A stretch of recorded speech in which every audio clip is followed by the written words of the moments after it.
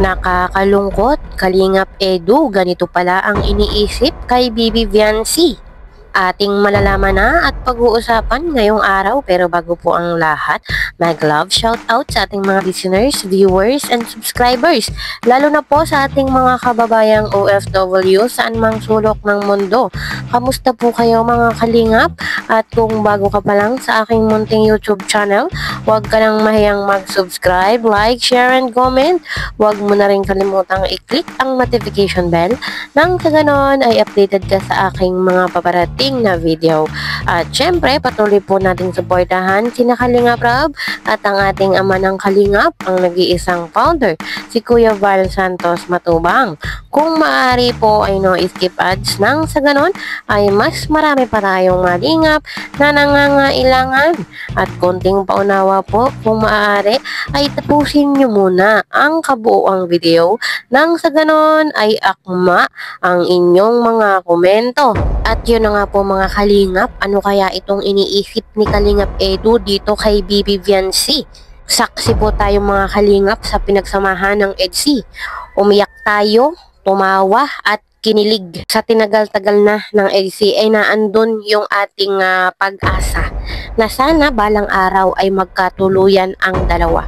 At alam ko pong yan ang gustong-gusto nating lahat na mangyari, na balang araw ay ikasal ang EDSI. At alam naman po natin mga kalingap na si Viancy ay bata pa nga lang po at 17 pa lang ito. Kumbaga ay yung mga gusto nating mangyari nga po ay hindi pa pwedeng mangyari dahil nga po wala pa sa tamang edad itong si Viancy. So kahit sino naman pong magulang, ang magulang ni Viancy, walang ibang pangarap kundi makapagtapos ng pag-aaral itong si Viancy. At naiintindihan naman po yon ni Kalingap Edu na kailangan makapagtapos muna ng pag-aaral itong si Viancy. Dahil nga po ito rin yung layunin ni Kalingap Rab na mapag-aral itong si Viancy at makapagtapos. Siyempre, beneficiaries po ni Kalingap Rab itong si Viancy. Kahit si Viancy, ayun yung gustong mangyari, makapagtapos muna siya ng pag-aaral bago mag-boyfriend. At yung ganong edad po ni Viancy, alam naman po natin mga kalingap na sa edad na 17 years old, ay yung iyong mga plano or desisyon sa buhay ay hindi pa ganun kabuo. Kumbaga ay hindi pa siya ganun kagaling magdesisyon sa buhay. Dahil nga po bata pa kumbaga sariwa pa yung kanyang pag-iisip, hindi pa ganun ka-matured. So iba-iba naman po tayo, merong bata pa lang ay matured na mag-isip. Hindi ko po sinasabi na si Viancy ay hindi na matured mag-isip. Ang ibig ko pong sabihin, yung pong mga ganong edad, karamihan ay hindi pa firm yung mga desisyon sa buhay, hindi pa ganun kabuo. Kumbaga ay paiba-iba pa yung kanyang desisyon, 50-50 kumbaga. Kaya nga po maraming nagsasabi na bagay talaga itong si Kalingap Edu at itong si Viancy. Dahil itong si Kalingap Edu, alam naman po natin ay matured na, nasa 28 years old. Kumbaga ay ilang taon na lang din at mawawala na sa kalendaryo. Kaya po bagay na bagay silang dalawa. Dahil itong si Kalingap Edu kahit papaano ay marami nang naranasan sa buhay-buhay.